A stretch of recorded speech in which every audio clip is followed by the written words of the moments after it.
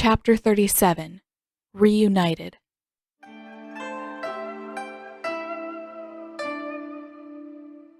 Sokka had questions. At least 1,000 of them if he had to guess. In fact, he was half inclined to start writing them all down so he could get a better count, and so he wouldn't forget any of them. Of course, he was grateful to have Katara back. He kept checking every few seconds to make sure that she was really there, that they'd really found her. But almost as soon as they'd lifted off the ground, she'd curled up on her side, Momo snuggled tight to her chest, and dropped off to sleep. And while Sokka wasn't mean enough to try and wake her, he'd even gone so far as to pull out her sleeping bag and cover her up as well as he could. He was a little annoyed. He had questions. He couldn't just forget that his little sister had been kidnapped for weeks, had somehow escaped, and none of it with any explanation. He had to know these things. It was strange enough that she was claiming that she hadn't blown up the ship.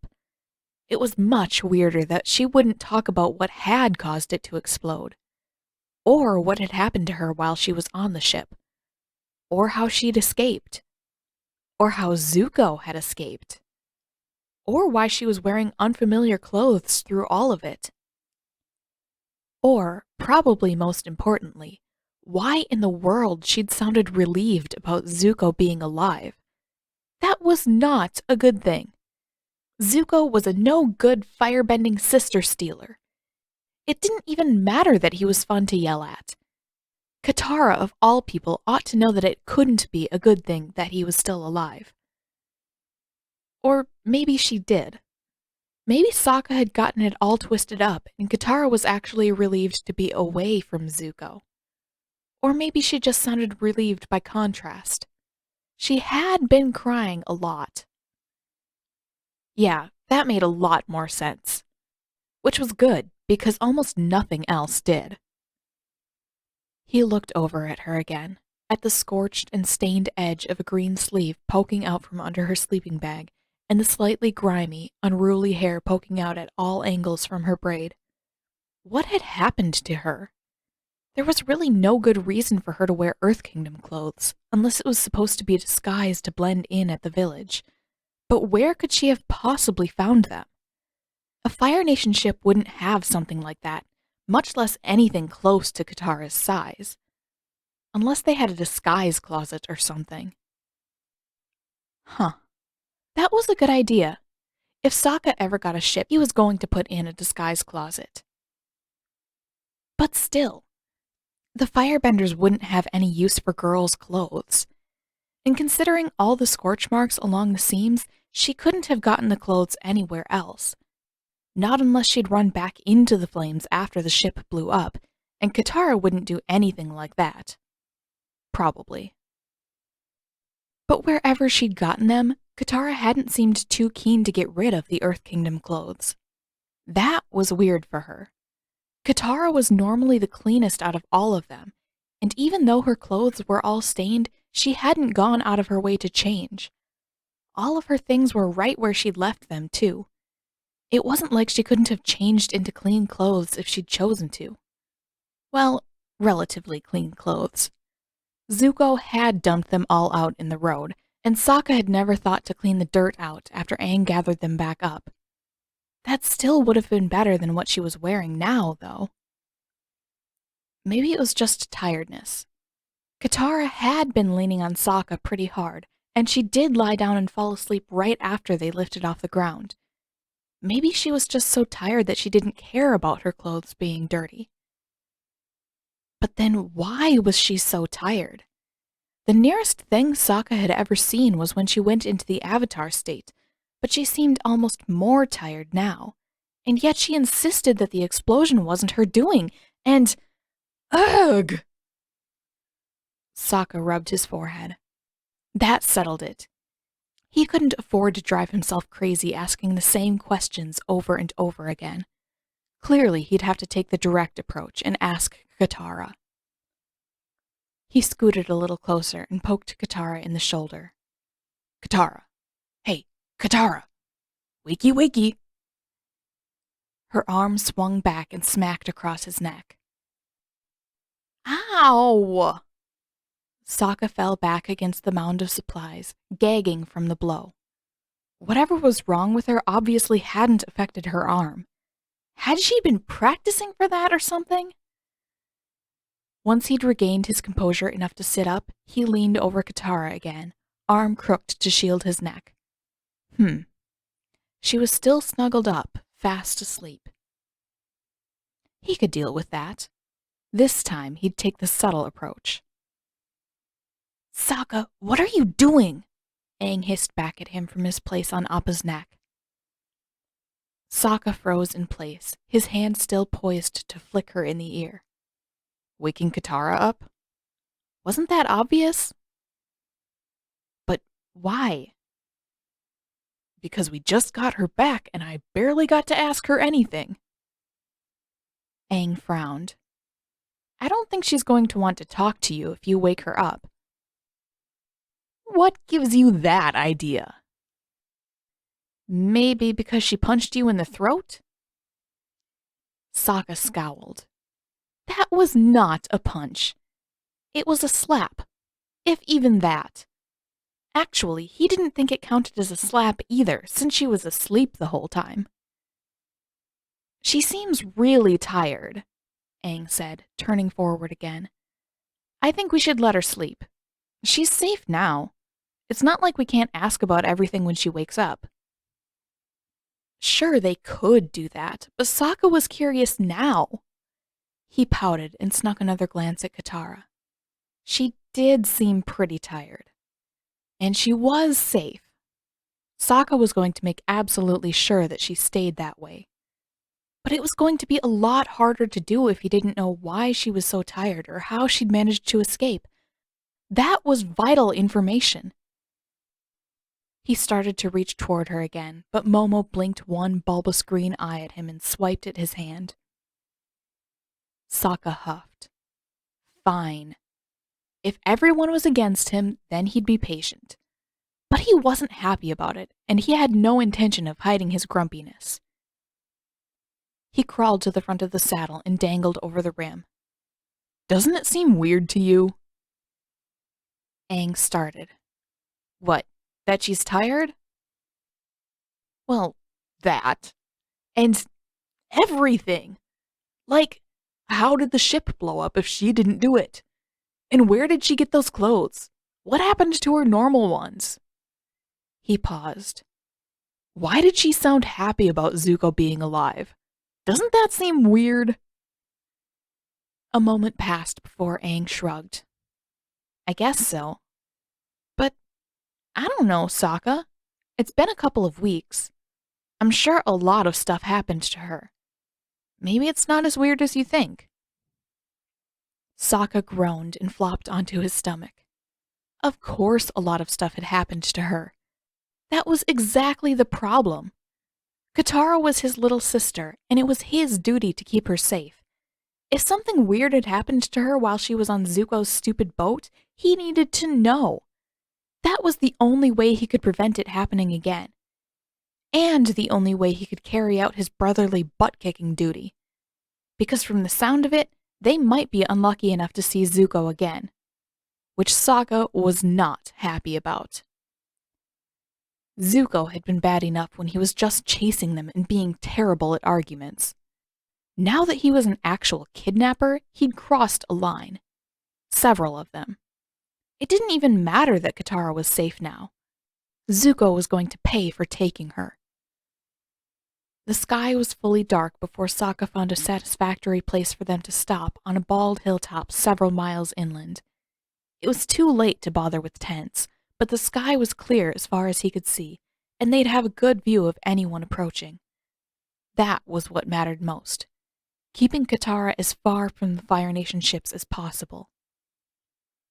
Aang jumped down to the ground, tunic fluttering, and Sokka hesitated a moment in the saddle.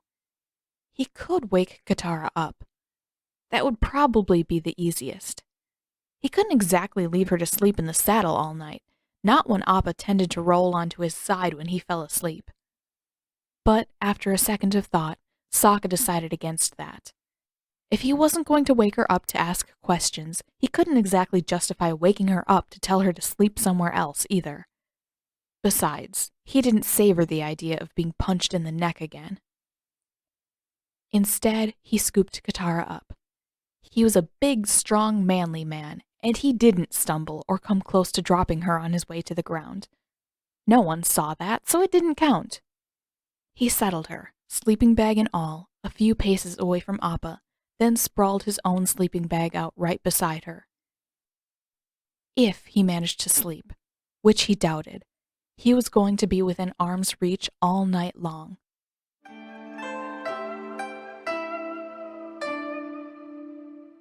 She couldn't tell whether the snoring or the sunrise struck her first.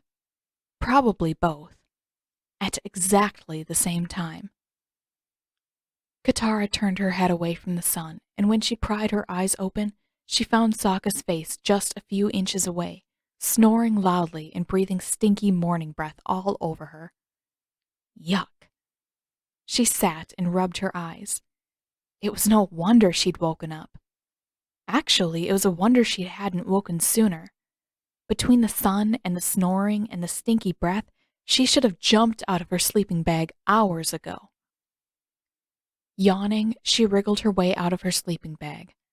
A small part of her was grateful to be awake before the boys. She didn't know exactly where they were, and it was oddly disorienting to be out in the open again.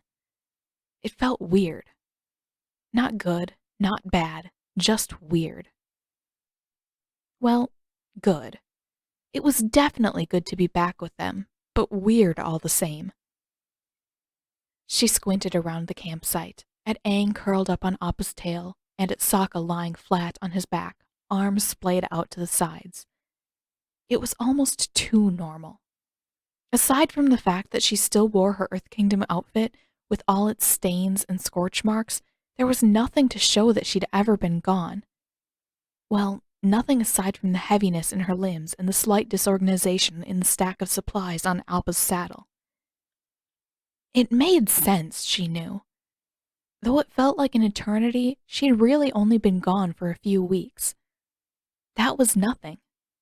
It wasn't like Sokka and Aang would have left anything behind in that amount of time. They'd just been traveling like normal, chasing Zuko's ship rather than being chased themselves. A few weeks wouldn't change much for them. A few weeks on a Fire Nation ship, though, that changed things. Weeks of learning new names, faces, routines, that made everything different. How was she supposed to fall back into this kind of normalcy after being on Zuko's ship? After going from terror and mistrust to mild annoyance to whatever she'd felt when they faced Zhao. Allegiance, almost. How could she act normal when nothing felt normal anymore? It was all Zuko's fault. He was the one who'd taken her away. He was the one who'd kept her away. And he was the one who'd made everything complicated. Katara leaned up against Appa's side and slid a bit closer to the ground as she felt for her necklace. Zuko was the one who'd gone out of his way to make it all bearable. The big jerk hadn't even tried to take credit for most of it, and she almost wished he had.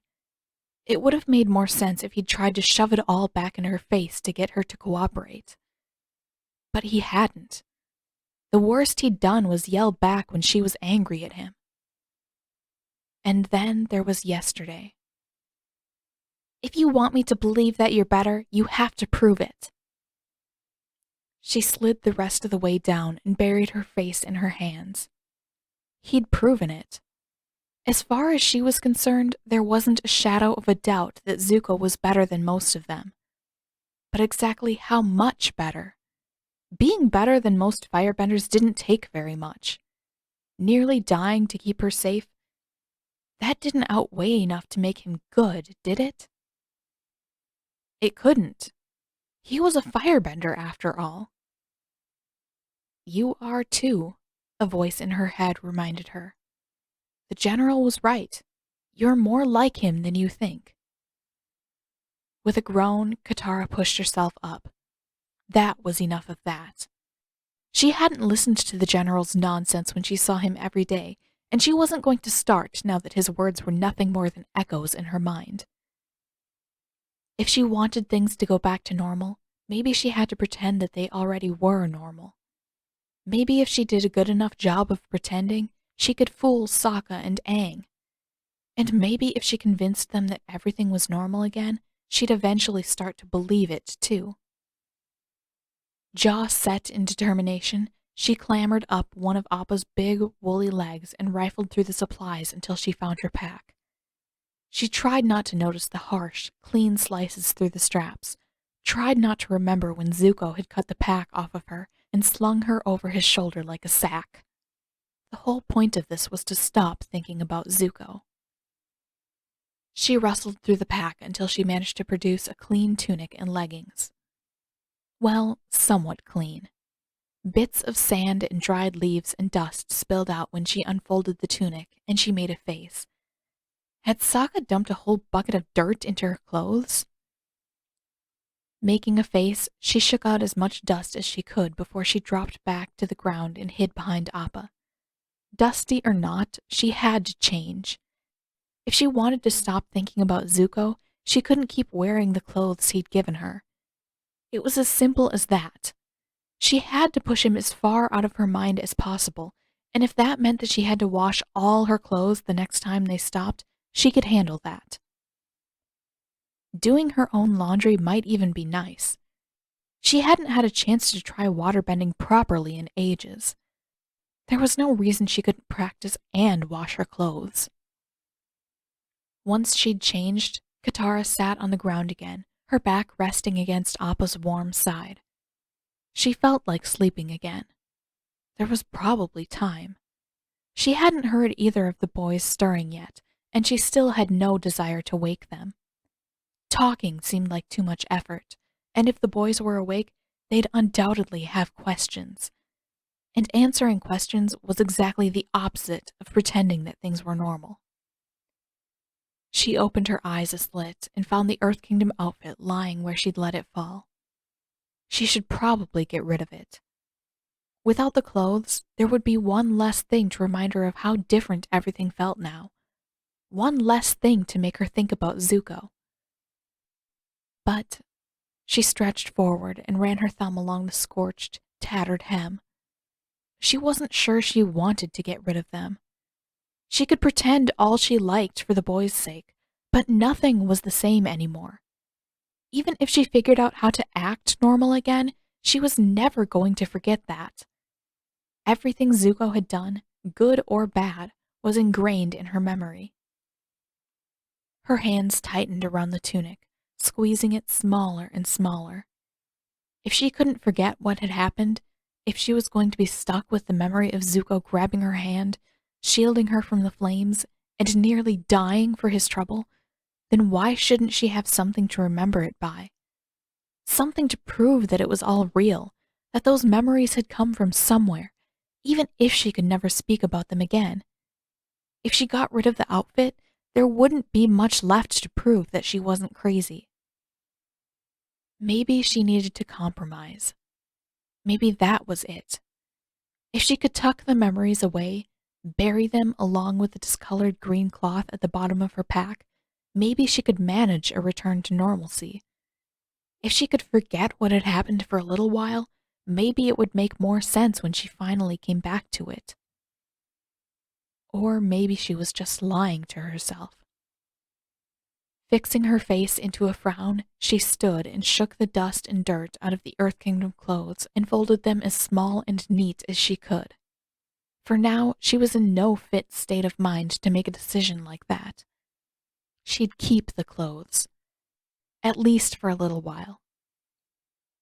Muscles aching again, she climbed back into the saddle, stuffed the Earth Kingdom clothes into the bottom of her pack, and slid down Appa's other side. Then, before she had time to second-guess herself, she pulled her sleeping bag a few inches farther from Sokka's stinky snoring and crawled back inside. Another hour or two of sleep couldn't hurt. If she was lucky, things might be a little clearer when she woke up.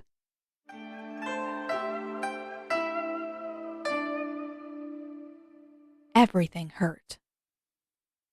Zuko really shouldn't have been surprised about that. His memory was hazy and fragmented, but between the bits he could remember, running with Katara, a blast, then flames, so many flames, the pain made sense. If anything, he should have been surprised that he was still around to feel the pain. Please rest, Prince Zuko. You were badly hurt yesterday. I do not wish to see you do yourself any further harm. Yesterday?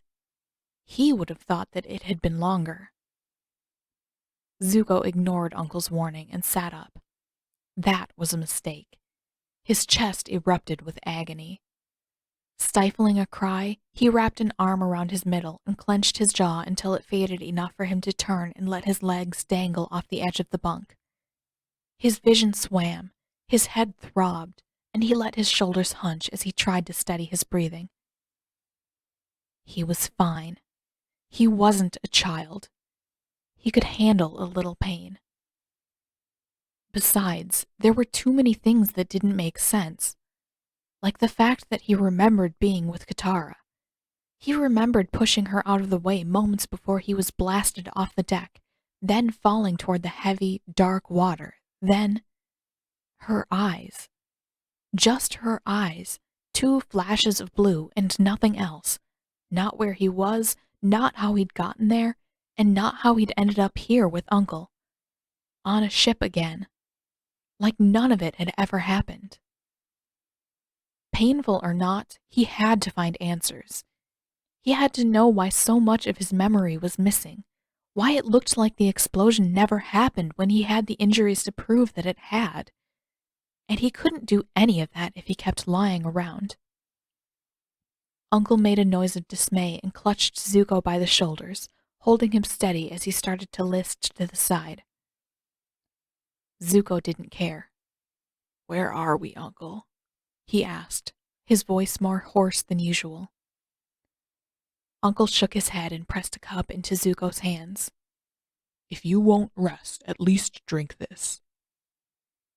It took a few blinks before his eyes focused on the teacup. What is that? For the pain. Tea? For pain? Zuko wasn't sure that was a real thing. Are you trying to put me back to sleep? Uncle frowned, holding his shoulder tighter. I certainly wouldn't mind if it helped you rest, but no. Zuko tried to scowl, but that made his head hurt worse, and he took a sip. Where are we? On Admiral Zhao's ship. Zuko choked on his second sip and coughed long and hard to expel the tea from his lungs. Ouch! His ribs had to be broken. Zhao's ship? He finally managed to croak. Uncle nodded and sat beside him on the bunk, still holding him by the shoulders, which seemed unnecessary to Zuko. He wasn't that unsteady. It seems the Admiral was in desperate need of advice on siege warfare, and considering the circumstances, he was kind enough to grant poor, grieving Uncle Iroh a private cabin to mourn while we make our way north. Of course. Of course Zhao wouldn't waste any time moving on after blowing up Zuko's ship. Wait, there was something wrong with what Uncle had said. What was it? Does Zhao think I'm dead? It was not a difficult conclusion to reach. He supposed not. He definitely remembered thinking that he was going to die. How did you get me onto Zhao's ship if he thinks I'm dead? Ah, I believe you are well acquainted with my fondness for Earth Kingdom trinkets and curiosities. In times of great distress, there is often nothing better than browsing a shop for interesting items. Uncle paused. It just so happens that I was able to find a rather lovely ornamental chest in Weiji. You put me in a box? I could see no other option, Prince Zuko. You were badly hurt and Zhao was eager to leave.